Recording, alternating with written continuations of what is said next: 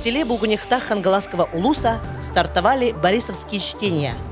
Афанасий Дмитриевич Борисов – простой сельский экономист, который защитил права жителей Севера, установив такие льготы, как северная надбавка, районный коэффициент, дополнительные отпускные дни и многое другое, что послужило во благо работающего человека.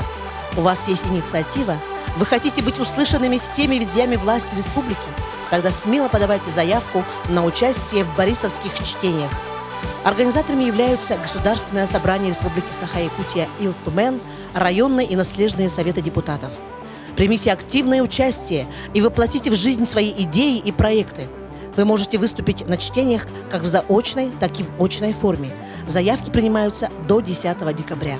Подробности вы узнаете на сайте администрации Первого Мальжигарского наслега и по контактному телефону 8 411 44 27 3 48.